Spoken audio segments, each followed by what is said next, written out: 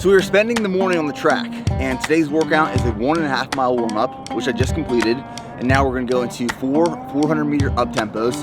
We're gonna do some max effort 100 meter sprints, and then a 1.5 mile cool down. Now the intent of this video is to address the comment, why running does not burn muscle. So we're gonna get in this workout, and then we'll address why running does not burn muscle throughout this video.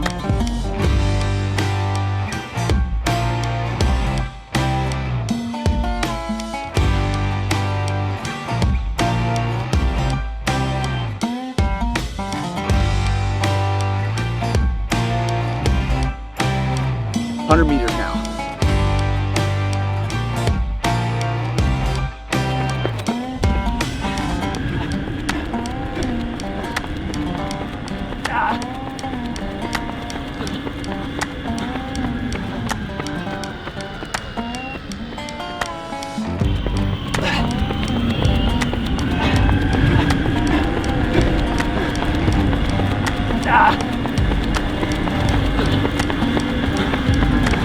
Now sprints give me that same intense burst of energy as strength training does. Like before I go into a big bench or squat or deadlift, I get like this energy, and I get the same thing with a sprint because it's only 100 meters. Maybe that takes you 20 seconds, something like that. Go all out as hard as possible for those 20 seconds. Go all out, don't hold back on these.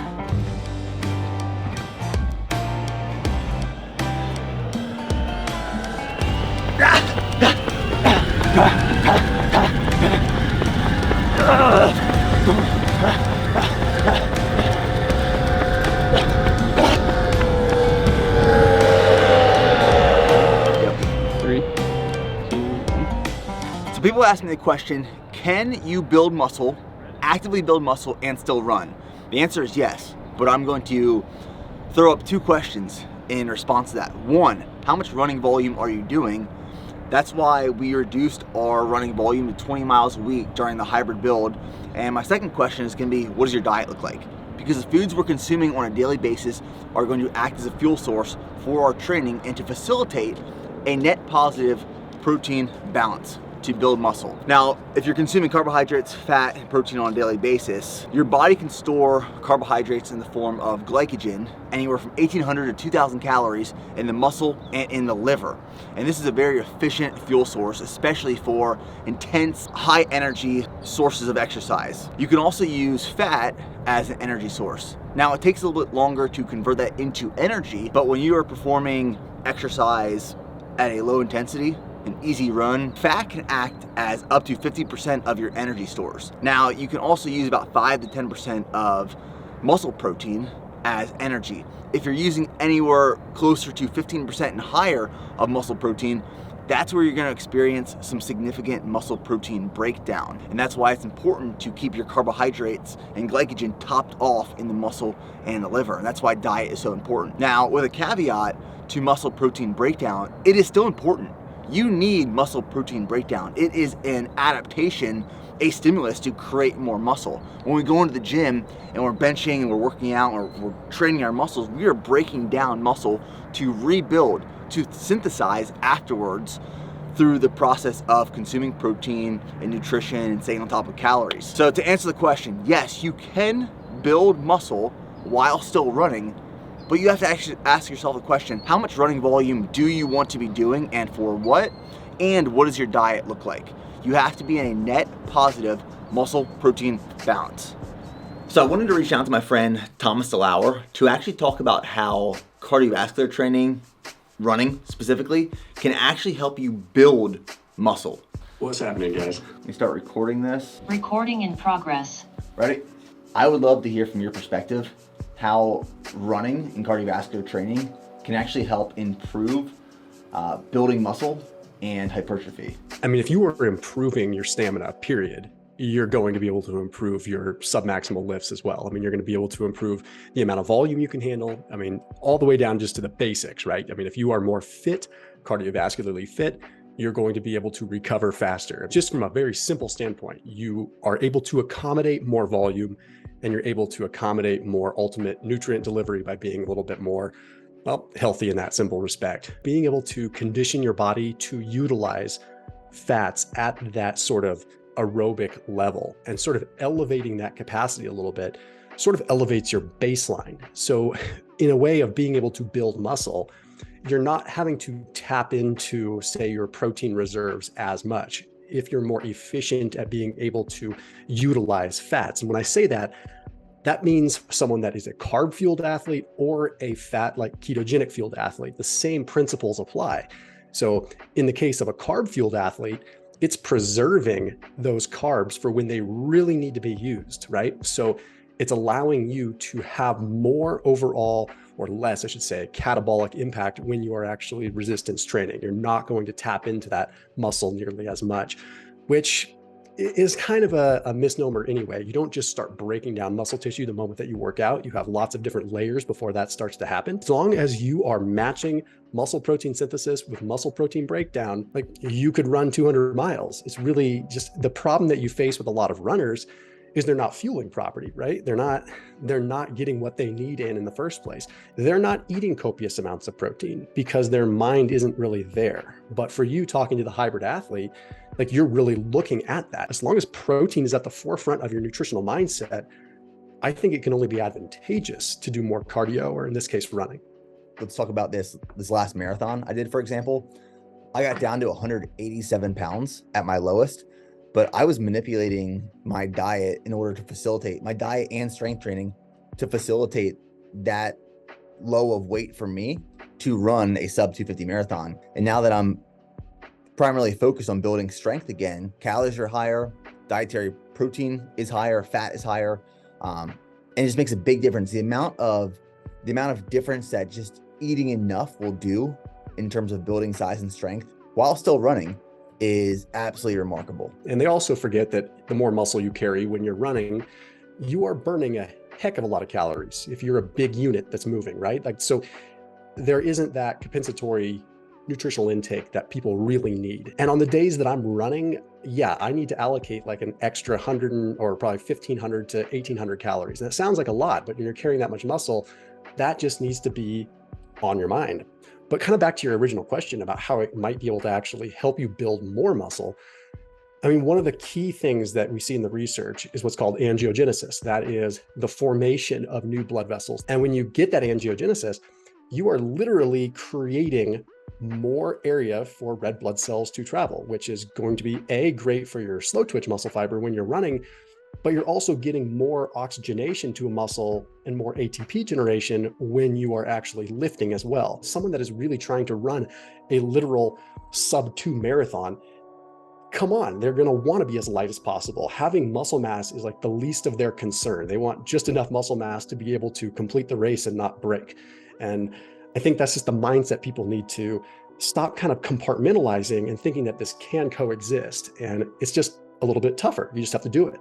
This definitely deserves a much deeper podcast between you and me, which is due for the future. For sure. All right. Thanks, brother. Right on. And that's it.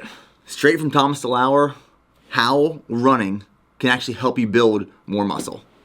So right now we're about 2 hours out from our workout, and today is lower body strength. So this has been my go-to pre-workout meal for the past couple weeks. It's a good way to get a good dose of carbohydrates, fat, and protein. And for me, this digests very well and very quickly. So it's gonna be 1 scoop of whey protein. This is vanilla. Then we're gonna do 1 scoop of vegan protein. This is the oatmeal cookie. Now I have found that these two flavors go very well together for sludge. Here is the key. We're gonna add our milk, and you don't wanna add too much or too little. You wanna get the perfect consistency. This right here, this consistency that's like perfect. That's what you want right there. So about 2 tablespoons of peanut butter. And then 1 to 2 tablespoons of some honey. I'd say it's about 2 tablespoons of honey. That's good honey. I love honey. Honey is the new money. Then we're gonna add some cacao nibs. just like that, and some unsweetened coconut flakes. I've personally found that this is the best brand of unsweetened coconut flakes. It's called Let's Do Organic. Sometimes when the coconut flakes are too little, you just don't get the same experience. And we're gonna mix this up. And we're gonna top with some more carbs, which is going to be a banana. So I would say for me, the most important part of my pre-workout meal is one, timing. I typically want like 2 hours prior to my workout. And the second thing is knowing what works for me and my stomach. And I know this meal, like I said, digests very well, very quickly, and I can work out on this and feel really good. So I'd say like that's the biggest thing for you is find a pre-workout meal that you know works for you, digests very well. This right here, this is mine. So as you guys saw in episode 1 of the hybrid build, we will be doing blood work and a DEXA scan every single month and be sharing those results with you guys.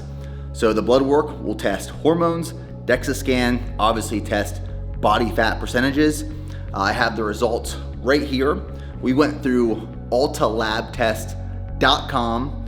We did a mobile blood draw. They came to BPNHQ, drew my blood, and then uploaded my results into the portal. This test was done on October 18th, 2022. And we are obviously doing this naturally, so no exogenous hormones, testosterone, TRT, or PEDs. All right, IGF-1 is 213. The range was anywhere from 53 to 331. My Z-score, which the Z-score indicates how many standard deviations an element is from the mean. The range was -2 to +2. Mine was 0.8. DHEA sulfate was 153. The range was 93 to 415.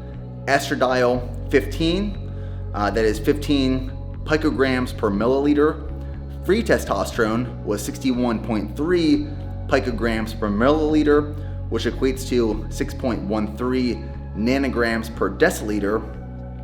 FSH is 3.2, LH 3, prolactin 6.1, sex hormone binding globulin 41, and total testosterone 417 nanograms per deciliter. And then my dihydrotestosterone is 24, and the range is between 12 and 65.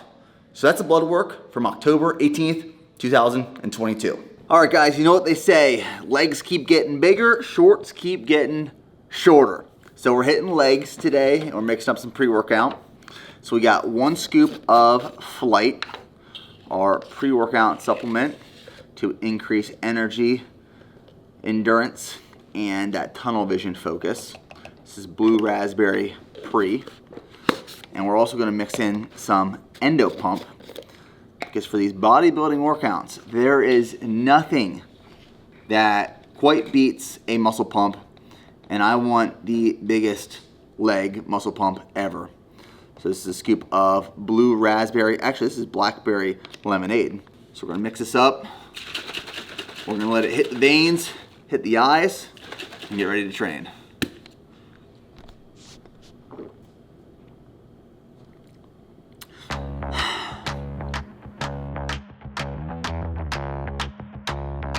So kicking off this leg training session with extensions and curls. So now we're gonna work up to a 5x5. Right now we're at 335, so we'll go for 5 reps on this, see how it feels. Maybe move up, but the goal throughout this entire build is to get to the point where we're doing 405 for 5 reps for a 5x5. That's the goal by March.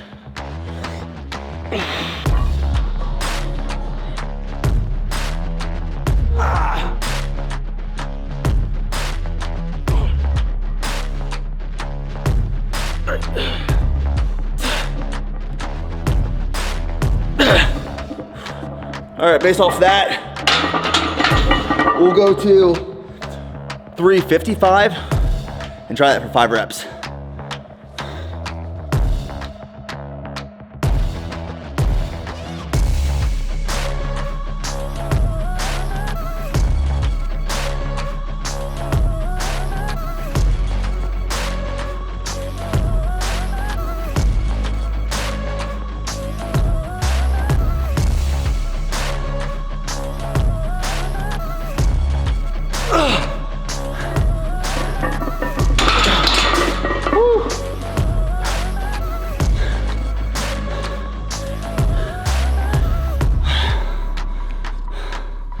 once you get into higher reps on barbell squats, your lower back just gets wrecked.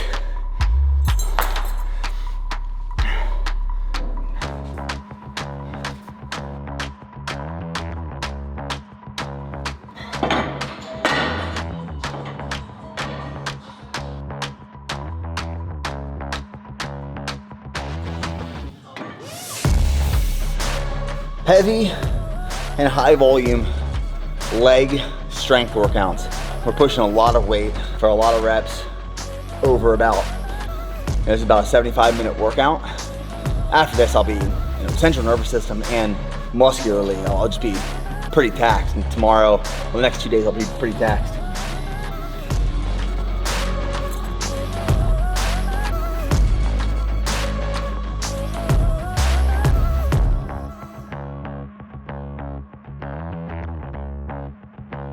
So we're finishing off this workout with stiff leg dumbbell deadlifts. So we're targeting the hamstrings and the glutes.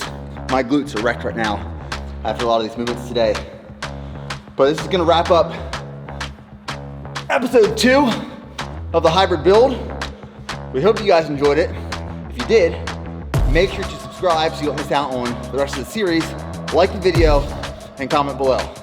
We'll see you guys in the next one.